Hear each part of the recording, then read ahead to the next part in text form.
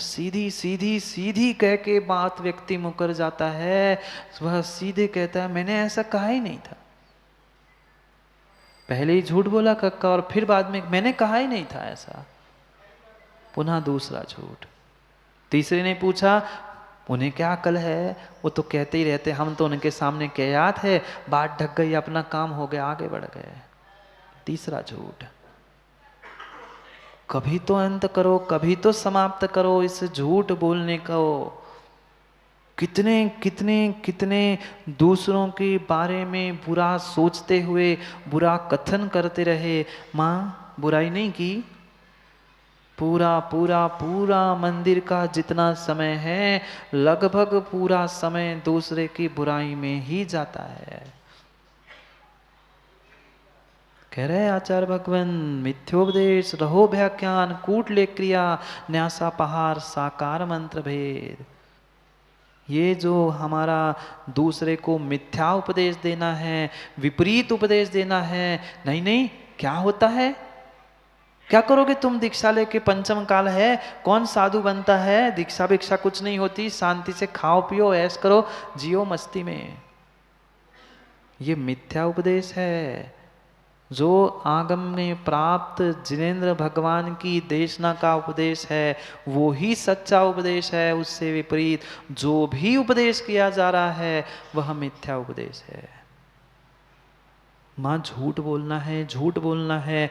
वह तुम्हें बस बेटा मंदिर जा रहा है, प्रवचन सुन रहा है तो घर में यही ताने, बस तुम्हें भगवान दिखते, गुरु दिखते, प्रवचन सुनो, ये करो, पढ़ाई कौन करेगा, कुछ नहीं जाना तुम मंदिर बेंदिर प्रवचन सुनने, पहले पढ़ाई करो।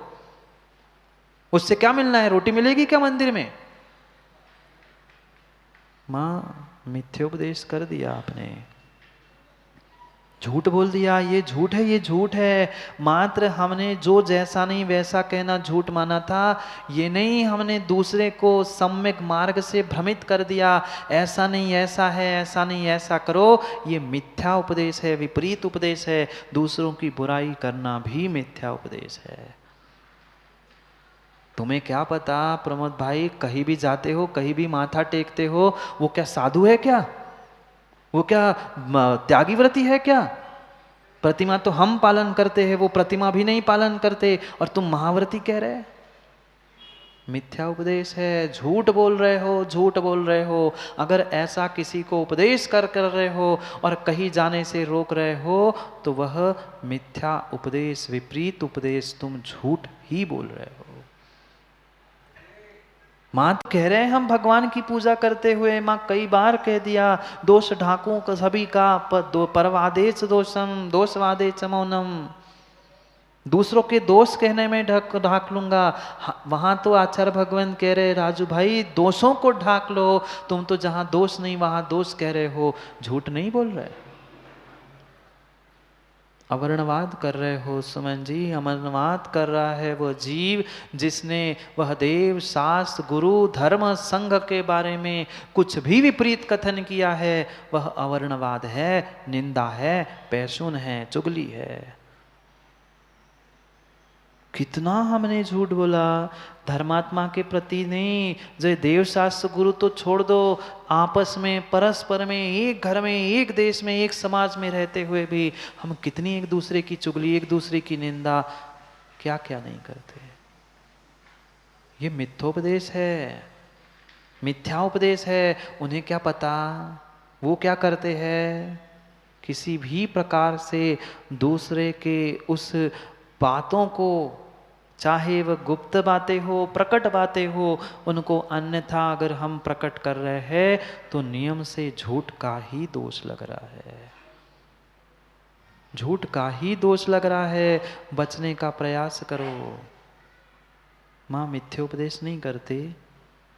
क्या रखा है धर्म में, क्या रखा है मात्र भगवान में, गुरु में, प्रवचन में, इसमें कोई भी किसी भी प्रकार के ऐसे अभिप्राय से हमने वचन कहे हैं, मन में सोचा है या शरीर से भी किया है, करने वाले की अनुमोदना कराया है तो भी वह झूठ ही है। बहुत बढ़िया, किसी ने किसकी बुराई की, किसी ने किसकी निंदा की, बिल्कुल सही, तालियां बजाने पहुंच गए, ऐसा ही है, ऐसा ही है, हो गया कल्याण, हो गया कल्याण, हो गया कल्याण, कृत कारित अनुमोदना से आप पाप कर रहे हो। अनुमोदना से पुण्य भी हो सकता है, अनुमोदना से पाप भी हो सकता है। अभी अभी शिवकोटि स्वामी के उस भगवती आराधना को पढ़ रहे थे सुरेश पंडित जी, उन्होंने कह दिया कि सबसे सस्ता उपाय अगर कोई पुण्य प्राप्त करने का है तो दूसरों की अनुमोदना कर लो पुण्य कार्यों की, और सबसे सस्ता पाप कमाने का अगर कोई संजीव भाई उपाय है तो कर लो दूसरों की निंदा बुराई और उस दूसरे के पाप की अनुमोदना। फ्री फोकट में घर में बैठे बैठे तुम्हें पाप मिल गया। करने वाला कर रहा है, सुधर रहा है, संभल रहा है, और हमने उसकी बुराई की, निंदा की, बैठे बैठे आपने क्या किया, चंद कुछ झूठे ऐसे शब्द बोले, जो जैसा नहीं था उसको ऐसा कहते हुए अवर्णवाद कर लिया। वह सदियों तक, करोड़ों वर्षों तक तुमने वह कर्म का, पाप का आश्रय कर लिया। नहीं पढ़ा क्या उमा स्वामी भगवान के सूत्रों को? जो अवर्णवाद करता है उसे पंडित जी किसका आश्रय होता है? संघ श्रुत धर्म देवावर्णवादो, आगे दर्शन मोहस्य। शेखर पंडित जी, ज्ञान तो लबालब भरा है, पर अवर्णवाद करने के लिए, झूठ बोलने के लिए व्यक्ति ने कहीं स्थान छोड़ा ही नहीं है। ये मिथ्योपदेश है, मिथ्या उपदेश चल रहा है, अवर्णवाद कर रहे हैं। वो तो संघ ही नहीं है, ये ऐसा भगवान ही नहीं है, ये तो गुरु ही नहीं है। संघ चारों प्रकार का है गुड्डा भाई, चार चतुर्विध संघ कहा जाता है। ये भी श्रावक अगर बैठे हैं, इनकी भी तुम बुराई कर रहे हो तो संघ का ही अवर्णवाद है, मात्र इतना संघ नहीं है। चतुर्विध संघ है, चतुर्विध संघ है। माँ मंदिर में बैठे बैठे जो दूसरे की बुराई, दूसरे का निंदा पुराण कर रहे हो, दूसरे की चुगली पैसुन कर रहे हो, परिपूर्ण रूप से वह तुम्हारे लिए झूठ का ही, अवर्णवाद का ही निमित्त बनेगा। और दर्शन मोहनी का सुमन जी कितना काल, दर्शन मोहनी का 70 तिर मोहनीयस्य, नवीन भाई 70 कोड़ा कोड़ी सागर तक तुम्हें सम्यक दर्शन नहीं होगा, क्योंकि दूसरों की श्रद्धा तोड़ रहे हो ना तुम, अवर्णवाद कर रहे, झूठ बोल रहे हो ना। कहाँ से मिलेगा स्वयं पंडित जी आत्म ब्रह्म? पहले शब्द ब्रह्मों को तो समझने का प्रयास करो, एक एक भावनाओं पर चिंतन करे तो पता चला पूरे जीवन का अगर हम लेखा जोखा बनाने बैठ जाए तो कितने पन्ने भर जाएंगे। वहाँ विचार करो ना, सुबह से लेकर शाम तक हम कितनी एक दूसरों की चुगली, कितनी एक दूसरों की निंदा, कितनी एक दूसरों की बुराई, उससे बचे घर में भी गए तो कितने कठोर शब्दों से एक दूसरे से बोलना, भले ही बोल नहीं पाए पर भीतर तो ऐसी बात आ रही थी, मिल तो बाहर बता रहे हैं, बोल नहीं पा रहे, बिल्कुल हंस रहे करें, मिल तो हर मैं बता रहा हूं तुम्हें। मुख हाँ ऐसे ही है, जीव धर्मात्मा बन के दिखा रहा है मंदिर में कि मेरे जैसा कोई धर्मात्मा नहीं, मीठी भाषा, पर भीतर तो यही भाव आ रहे हैं, तुम अभी तो सबके सामने मैं हंस रहा हूं, फिर तुम्हें रुलाऊंगा, मिल बाहर। ये कठोर शब्द है, ये झूठ है। अभी नहीं आ रहा व्यक्ति को प्रमोद भाई, अभी नहीं आ रहा व्यक्ति को समझ में। मात्र भेष धारण करने से कार्य होगा जरूरी नहीं है। भेष धारण तो सुरेंद्र पंडित जी करना होगा, बिना उसके भी काम नहीं होगा, पर भेष के साथ भावों को भी समझना आवश्यक। भाव नहीं है तो भेष काम का नहीं है। अरे कोई रत्नंत्र मार्ग पर आगे बढ़ रहा था, तुम्हें नहीं बढ़ना था, हम दूसरों को क्यों बुराई करते हुए कह रहे हैं पंचम काल है, कुछ नहीं होता। क्या होता है व्रत लेने से, क्या होता है वह दीक्षा लेने से? शांति से घर में रहो, रोटी बनाओ, खाओ, खिलाओ।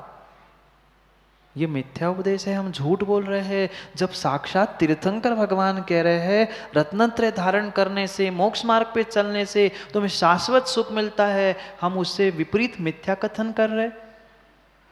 अरे हमारी शक्ति नहीं है, हम नहीं कर पा रहे हैं, पर जो कर रहे हैं उनको तो करने दो, उनकी अनुमोदना करो। अनुमोदना भी नहीं करनी है तो कम से कम बुराई चुगली तो नहीं करो।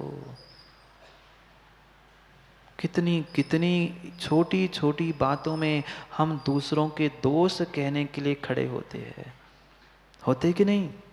थोड़ी सी हमें भानु कमी मिल जाए, कहीं थोड़ा सा दोष दिखता है, तुरंत व्याख्यान करने पद पहुंच जाते हैं। तुम्हें क्या पता, हम तो 10 साल उनके साथ रहे हैं, वो क्या त्यागी व्रती है, वो तो ऐसी है।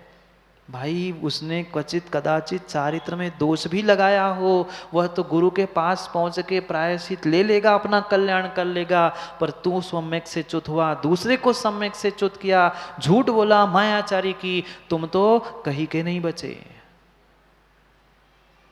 तुम तो कहीं के नहीं बचे। वो तो चारित्र से भ्रष्ट था, वो गुरु से प्रायश्चित लेगा, स्वयं प्रायश्चित कर लेगा, पर तू तो सम्यक दर्शन से ही च्युत हुआ। क्या स्थिति है? रहो व्याख्यान। दूसरों की गुप्त बातों को समझकर जो व्याख्यान कर रहे हैं वो सब रहो व्याख्यान है। मत करो, मत करो, दूसरों के दोषों का व्याख्यान मत करो। आचार्य भगवान तो कह रहे हैं दूसरों के दोषों को देखो ही मत। और देख रहे हो तो कम से कम आंखें ही बंद कर लो, मौन ही ले लो, मुख ही बंद कर लो। पता नहीं आज के धर्मात्माओं का, सुमन पंडित जी, वह सम्यक दर्शन कहने के लिए तो है, फिर स्थितिकरण, उपगुहन, वात्सल्य अंग गए कहाँ? कहाँ गए? अगर स्थितिकरण, उपगुहन, वात्सल्य नहीं है तो फिर सम्यक दर्शन किस बात का? टांग के घूम लेना कितनी बड़ी कंपनी का सर्टिफिकेट में सम्यक दृष्टि, सम्यक दर्शन। अगर स्थितिकरण, वात्सल्य, उपगुहन नहीं है तो सम्यक दर्शन है ही नहीं है। धर्मात्मा था, तुम्हें अगर धर्म के प्रति अनुराग होता तो कभी भी धर्मात्मा की उन गुप्त विषयों को, उनकी बातों को कभी भी प्रकट करता ही नहीं। हमें तो धर्मात्मा दिखता ही नहीं, हमें गुण ही नहीं दिखते, तो फिर हम किसको देखें? क्या करें, क्या करें? इतनी आदत हमें झूठ बोलने की हो चुकी है कि हमें उससे उभरने का कभी निर्णय ही हम नहीं कर पाए। पहले मानना भी तो पड़ेगा कि हम झूठ बोल रहे हैं, स्वीकार भी तो करना पड़ेगा कि हम झूठ बोल रहे हैं। साफ साफ भगवान गुरु के सामने भी आकर अनिल भाई झूठ बोल के लोग चले जाते हैं। क्या पाप नहीं लगता दाऊ? क्या राजू भाई वह पाप नहीं लगता? लगता है, फिर भी समझ में नहीं आता। नरेंद्र भाई, पुण्य के दिनों में, पुण्य के तीव्र उदय में जीव समझ नहीं पाता है मैं क्या कर रहा हूँ, क्या कह रहा हूँ। पर जब जब वह पुण्य का उदय क्षीण होगा और थोड़ा सा भी माँ पाप का उदय आएगा, फिर समझ में आता है। कक्का ऐसा कहते हैं, पाप जब भी चिल्लाता है, काकैद बुंदेलखंड में, पाप जब भी चिल्लाता है तब वह मगरे पर बैठ के ही चिल्लाता है। आज की पीढ़ी को नहीं पता होगा मगरा क्या होता है। क्या करे, वो घर ही नहीं बचे, वो आंगन बखर आदि सब कुछ सब मिट गया है, अब फ्लैट हो गया है सब। क्यों प्रमोद भाई? अब बंगलो और सब फ्लैट हो चुका है, ना वहां मगरा बचा है, कुछ नहीं बचा। ये पक्का है। आज पुण्य के उदय में तुम जो चाहे कह लो, जिसकी चाहे निंदा कर लो, ये पक्का है माँ। पर कर्म किसी को भी नहीं छोड़ते, कर्म किसी को नहीं छोड़ते। जब भी पाप उदय में आएगा, जब भी पाप चिल्लाएगा, वह मगरे पर घर के सबसे ऊंचे स्थान पर बैठकर ही चिल्लाएगा। तुम्हें कहने की जरूरत ही नहीं है तुमने कितना पुण्य किया, पाप किया। वह समय आने पर समझ में आएगा कौन कितना सत्य और कौन कितना झूठ बोल रहा था। ये कूट लेके झूठ है, ये झूठ है। सामान्य माँ बोलना ही झूठ नहीं है, ये सभी कार्यों में रत होना ही झूठ है। न्यासा पहाड़ दूसरों की धरोहर को कुछ का कुछ कर लेना। कोई रखने आया, दाऊ ये 5 लाख मैं कहीं जा रहा हूँ, आप रख लेना, मैं आऊँगा तो ले लूँगा। दाऊ ने उस 5 लाख तो रख लिए। जब वो लेने के लिए वापस आया, उसने 3 लाख मांगे। दाऊ ने खुश होकर दे दे, चलो 2 लाख तो बचे। ये झूठ है, अगर 2 लाख आप वापस नहीं करोगे तो वह दूसरों की धरोहर हड़पने का पाप लगेगा, झूठ बोलने का पाप। वो महाराज हमारी थोड़ी गलती, उसने 3 मांगे, हमने 3 दे दिए, पर वो तुम्हें पता है उससे 5 लिए थे तो तुम्हें 5 वापस देने होंगे। चोरी का भी दोष लगा और झूठ का भी दोष लगा। ऐसी कितनी कितनी कितनी सारी झूठ क्रियाओं में राकेश चचा जीव उलझा है। निर्णय करो। व्यापार की बात ही नहीं पूछ रहा हूं, व्यापार में तो बिना झूठ बोले सैलू भाई क्या करें महाराज जी, व्यापार है तो झूठ तो बोलना पड़ेगा, झूठ बोलना पड़ेगा तो पाप भी तो कमाना पड़ेगा, ये भी तो निर्णय करो साथ में। जरूरी नहीं है कि झूठ बोलने से ही व्यापार हो, व्यापार पुण्य से होता है, व्यापार झूठ बोलने से पाप करने से नहीं होता। पुण्य का उदय है, भिखारी को भी पैसे कब मिलते हैं? रोज भीख मांगता है राजू भाई, पर रोज कटोरा नहीं भरता, कभी कभी भरता है। क्यों? जब पुण्य का उदय होता है तो ही तो भिखारी को भीख मिलती है। फिर हम क्यों हिंसा, झूठ, चोरी करते हुए पाप कमा रहे हैं धन के साथ साथ? कितना कितना प्रतिपल हम झूठ झूठ और दूसरों की निंदा, बुराई, दोष, इसके अलावा और क्या कहते हैं? ये शब्द है, शब्द है, शब्द का हम अच्छे से प्रयोग करेंगे तो अपना कल्याण भी कर सकते हैं, और उन्हीं शब्दों का दुरुपयोग करेंगे, कठोर कर्कश शब्दों का प्रयोग, कितने कैसे कैसे, मतलब मैं शब्द बोल नहीं पा रहा हूं, ऐसे अभद्र शब्दों का प्रयोग करके एक दूसरे को संबोधन करते हो। भले ही मित्र है, उसे भले ही बुरा नहीं लग रहा है, पर तुम्हारी चकार मकार तकार की कर्कश भाषा क्या झूठ नहीं है? झूठ ही है। जो हृदयघात कर रही है, दूसरे के परिणामों को हिंसा के रूप में परिवर्तित कर रही है, जहां हिंसा उत्पन्न करने वाले शब्द है वह झूठ है। इसलिए तो समंतभद्र स्वामी ने कहा सत्यमपि विपदे, कोई विपदा में नहीं पहुंचे ऐसी भाषा सत्य है। तुमने अगर सत्य कह के किसी को विपदा में डाला है तो वह तुम्हारा सत्य सत्य भी नहीं है। ये कोई महाव्रतों की व्याख्या नहीं चल रही, ये तो अभी अणुव्रतों की व्याख्या चल रही। महाव्रतों की व्याख्या करेंगे सत्य के, उत्तम सत्य के समय पे। ये स्थूल व्याख्या चल रही है, बहुत स्थूल। कम से कम इन स्थूल बातों से ही बचो। क्यों दूसरों की निंदा करते करते करते हम उस गीदड़ की तरह पिट्ठ मांस भुज्जी बन रहे हैं। हाँ, आचार्यों ने बहुत सुंदर शब्द दिया है, आप लोगों के लिए नहीं, पर आप ही लोगों के लिए।